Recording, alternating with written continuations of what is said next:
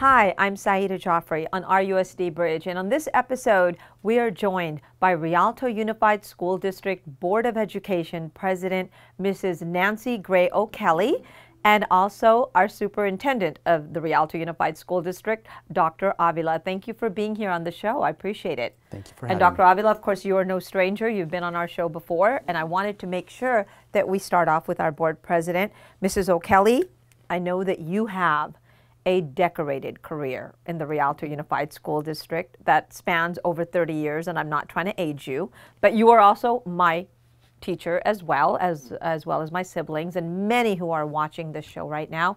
First of all, can you give us a little background with your experience in Rialto Unified? Yeah, I was hired in 1980 to be a math teacher at Kolb, and at that time it was a junior high school, not a middle school. And I loved that school, and I stayed there for 12 years, but in 1992, the district moved the ninth graders to the high school. And I love teaching ninth graders. So I moved to Eisenhower with the ninth graders so I could continue with them. At that time, I was starting to think of becoming an administrator, so I started taking classes for my administrative credential while I was teaching. And I had the opportunity in 1994 to open Cuauhtemoc Middle School as a TOSA. That's a teacher on special assignment. And it was a combination job where I was in the office half the day as a sort of dean of students, and I was in the classroom half the day as a teacher. Mm-hmm. And that led to me getting my administrative credential. So shortly thereafter, I applied for a dean of students position at Kolb, again, which was now a middle school. Mm-hmm. And was hired to go back there and become their dean of students. Was there for several years, and then I was promoted to assistant principal and given the opportunity to open Carter High School. I want to mention that opening a new school is one of the most exciting things you can do, and I was blessed to be able to open two of them. Right. There's such excitement among the team, and everybody, you know, wants the school to get off to a good start and be the best, and so that was a real privilege for me. At Carter, I worked, my co-worker was a man named Reggie Tompkins. We were very close friends, and he was promoted to principal at Eisenhower, and I was asked to go with him as his assistant principal. So I said that would be fine because we worked together beautifully. A good team. Right. Made a good team. Things went well at Eisenhower, and then Mr. Tompkins left the district to pursue other careers. And after he left, I remained, and we had an interim principal for a very short time. Mm-hmm. And then boom, you became the principal. Right. So that was exciting. That was my dream job. I always call myself the very proud principal of Eisenhower High School. And because I had teaching experience there and administrative experience there, it was, you know, a wonderful experience. Mrs. O'Kelly, let's talk about you becoming a board member. Mm-hmm. Shortly after you had become a board member, of course, you kind of jumped into it. Can you tell us some of the roles and responsibilities of a school board member without all the titles attached, the principal, vice president, because you've been the president, the vice president, the clerk, but a board member, what is the responsibility? Well, you have the responsibility to do what is best for the students and the staff of your district. And that sums it up in a nutshell. It covers a wide range of areas. We are the bottom line. Yeah, the policymakers, right? And we have board policies that we follow or we modify if we need to, according to the times and what needs to be done. But it's a position that has a lot of responsibility, and I take that responsibility very seriously. That's wonderful. Dr. Avila, jumping over to you, of course, you are entering your 5th year in the Rialto Unified School District, so congratulations for that. And obviously, with this pandemic, there comes this adjustment, this halt. We talked a little bit about Mrs. O'Kelly, who now is a veteran board member in the Rialto Unified School District with years of experience in Rialto as well, in education, in public education. When you and your Board of Education sit in a room and this pandemic comes on board, you are thinking of distance learning, you're thinking of the students, you're thinking of the teachers, you're thinking of classified staff and support staff and parents and community and everything. What goes through your mind before you close a school, the entire district down? It's quite a bit. It's not something that is taken very lightly. We've closed in schools before for inclement weather, for fires, one school at a time, perhaps for one day, but having to close down the 31 schools if you include preschool and the adult school, to close all of them down all at once for an extended period of time is something that has to be given a thorough conversation and really consider everything that that it impacts, which is it's impacting everything and everybody. So it's something that is taken very seriously, and we didn't take it lightly. We didn't jump the gun. We had to be thoughtful, procedural, to make sure that we limit the negative impact that it was going to have on everybody involved. And everybody does have an opinion, and I love the fact that the Board of Education and the Superintendent, though you're not always on our social media devices for Twitter and Facebook and Instagram, and a lot of people at this time become more emotional than rational, and so you have to listen to all the feedback. And you know, some people call it chatter, but it's opinions. Everybody's opinion does matter, but you can't take that opinion as a fact. Are there other sources? Is there a state mandate? Are you looking at what the state superintendent of schools is doing at the county level? So does it come down, or is it just an individual decision that's made by 5 governing board bodies? It's a combination of things. As I've always practiced the analogy of walking up the hill to see what the town looks like, because when you're down there, you're focused on 1 or 2 things, and you know how those things are going. But as a board, as a superintendent, we have to keep our eyes on the big picture as well, not just on what's happening directly in front of you. And so we have to do that with respect to the federal government, the state, the county, and others, but still tailoring it to our specific needs in Rialto, because what impacts another community may not impact us given the circumstances that we're facing in Rialto. So it's a combination of both. Wonderful. Mrs. O'Kelly, I know that when you had talked about Dr. Reggie Tompkins, you and him had worked together. He's now at the county level as an assistant superintendent at the county for Riverside. When you become a board member, and you've been there almost for a decade now, and you've made a lot of changes, and you've done a lot of things, just about, I think, a couple months ago, you were selected by a parent, and the board took it in extreme conditions, and you kind of moved away from it and let them do what they had to do. But there was a building named after you, the Eisenhower High School Administrative Building. You've got to tell me how that makes you and your family feel. Wow, that was one of the highlights of my life, seriously. I am so proud, because not only for the honor, but I love Eisenhower. So to have my name on that school somewhere that reflects my service to the district, which has been virtually 40 years, because I started in 1980. So I've been with Rialto for a very long time, and I am so honored. And you live in Rialto? Yes. Yes. My family's so honored, and my children and grandchildren were at the ceremony.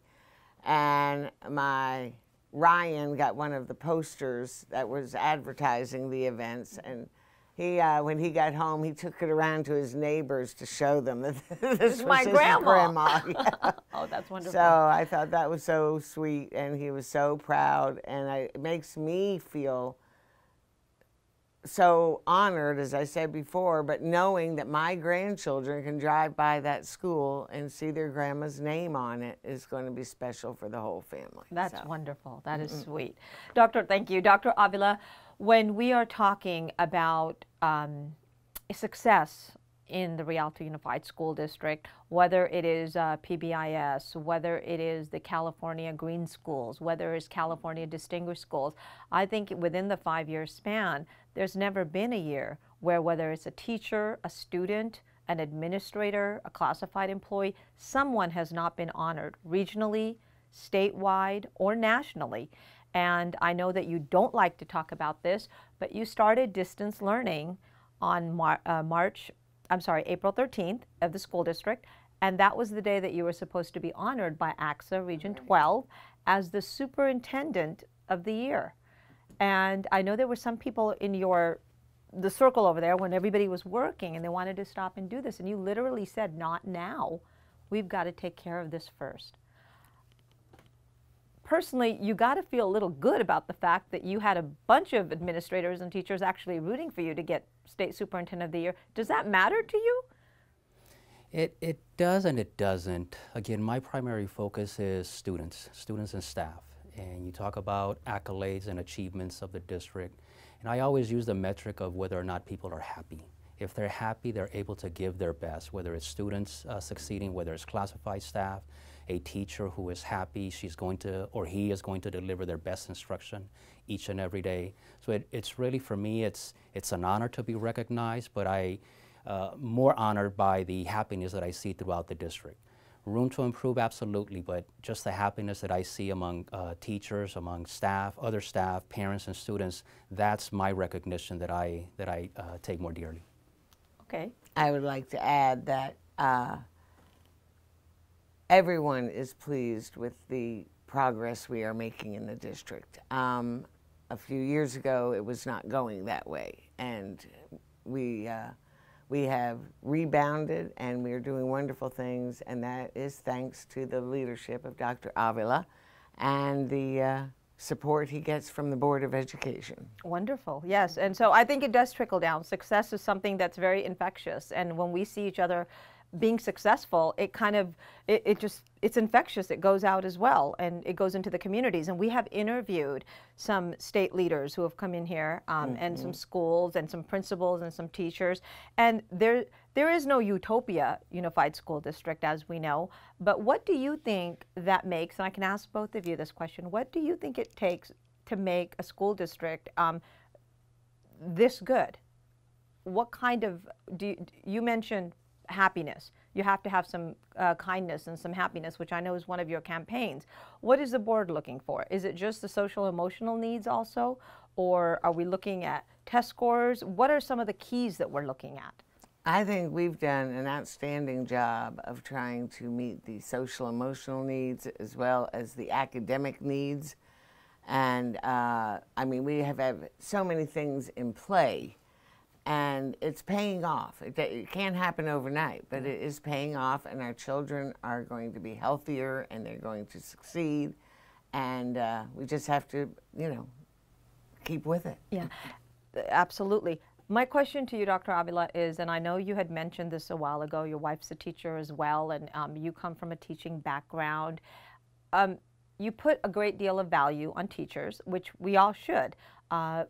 What do you feel that we can, through distance learning, as a parent watching, how do we support our teachers also who have children at home and they're trying to juggle their distance learning, and it's all a new concept for everybody, not just for one person, or not just for administration, not just for teachers, not just for parents. What would your advice be through the years as now a veteran superintendent? So we have to be empathetic, we have to have understanding, and we have to be able to support and really understand what others are going through in their particular lifestyles. Teachers are not superhumans, administrators are not superhumans. We're humans just like everyone else, and we're impacted by this closure of schools just like everyone else. I'm at home with my 3 daughters who are all in school but are all taking classes from home. And so I have to be able to work with them in the house while I'm still fulfilling my responsibilities as a superintendent. So for teachers, I can only imagine those who have kids at home who are having to educate their kids to making sure that they complete or continue with their education while at the same time providing that same level of education for the students that they're responsible for. So my hat's off to the teachers and to everyone else that works to support them, but really it's trying to really understand the situations that they're going through, because teachers by far have the greatest impact on the upbringing of a child, because students spend more time with teachers than usually with anyone else. And so my heart has always been with the teachers, and so I will continue to work with the board to do everything that we need to do in order to make sure that teachers have what they need in order to fulfill their jobs. Excellent. Mrs. O'Kelly, going back a couple of years, we all know, because you talked about Eisenhower High School, you talk about Cosera, Cole Junior High and middle school, and all the schools that you've gone through. And I know that Eisenhower has a very special place in your heart, but you did something for Ike that a lot of people don't know behind the scenes, because you did not cheerlead about it. You cheerlead about the school, but you don't really cheerlead about a lot of your own personal successes. You brought the great Hall of Famer Ronnie Lott back to Eisenhower High School and said, hey, everybody, we need to give this Hall of Famer his stadium, which is huge, and brought tears to his family's eyes, and he was so excited. And how did that all come about? When I became principal, this is something that the PE staff at Eisenhower had wanted to do for a while. And they had brought it to previous principals, and it hadn't gone anywhere. So they brought it to me, and I said, let's do it. The next challenge was getting in touch with Ronnie Lott. So I had a number of his charity up in Northern California. I kept calling and leaving messages, and I didn't get any response. Well, then, at the same time, I was working on the 50th anniversary celebration for Eisenhower and working with a lot of the alumni. One of them was in Ronnie Lott's class and was friends with Ronnie Lott. So she... You're nothing if completely tenacious. Right. And she gave me the number. She said, you cannot give this to anyone. I said, I won't. But that way I got to reach his wife. And I have to put a plug in here for that family. They are the nicest, most wonderful people, and polite, just so welcoming. I really enjoyed meeting them, getting to know them, and I'm hoping he'll be coming back here soon for something. Yeah, absolutely. Well, thank you for that. Because of that, we have the beautiful Ronnie Lott Stadium, which in the Inland Empire, there are people who actually come drive by it going, really, Ronnie Lott went to Eisenhower High School? So, and he remembers Eisenhower in such a fond way as you do. So it is our flagship on our first school. So I wanted to give that plug in there, that it was you that brought Ronnie, Mr. Lott, back here with his wife, Karen, and his family, and they appreciate that so much. Oh, well, I appreciate them. And he sent me a beautiful Super Bowl jersey autographed to me. Yeah, we need to talk after the show that is shadow boxed up on my wall. There's your other thing. There you go. Dr. Avila, I'd like maybe for both of you, and we'll end with our President O'Kelly, but I wanted to see if you're having parents watch and staff members and students. We have gone through some of the toughest times, challenging times, but you have always said in staff meetings, with challenges comes opportunity. What would you tell the community, the education community of Rialto, Lyle Creek, Bloomington, parts of Fontana, parts of Colton, and parts of San Bernardino? What would our message be? You as a school chief, and then I'd like to end with Mrs. O'Kelly as well on that note. So first and foremost, I encourage everyone to stay safe and optimistic, stay positive, and to try and take this experience as motivation to continue with pursuing goals and dreams, and not as a damper to for one to discontinue one's goals and dreams. Let the rest of the world see what Rialto is all about, that we have this unity, this resiliency that cannot be duplicated anywhere in the rest of the country. Excellent. Thank you so much. And Mrs. O'Kelly, our president of the Rialto Unified School District Board of Education, your last words. Well, I just want to piggyback for a second on what Dr. Avila said. I attended County Superintendent Ted Alejandre's State of the County address that he gives each year in the fall, and was sitting next to a school board member from San Bernardino. And when she found out I was from Rialto, she said, wow, you guys are doing some great things in Rialto. And that is just an awesome feeling, that to know that people are noticing. That's right. But my message would be to the students that when we return to school, it may look different. It may be a whole new feel. But this is the opportunity to do something bigger and better than we were doing before. So be positive about it. I want you to know that this board and superintendent and this entire district is committed to your health and to your education and your future success. And no matter how it pans out, we are going to make it work. We all love you. We are a family here in Rialto Unified School District, and our students are our top priority.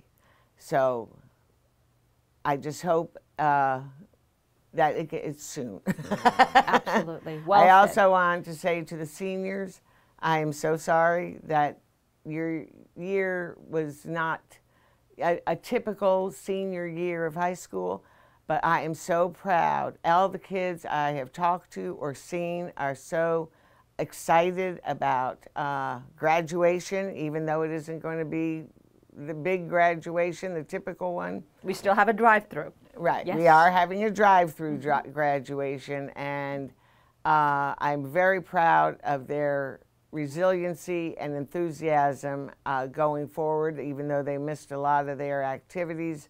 But remember, this is just the beginning, not the end. This is the beginning of a new life for you, and I wish you all the best as you go forth in your lives. Thank you so much, Mrs. O'Kelly, for being in the studio, and thank you, Dr. Avila, once again for being in our studio.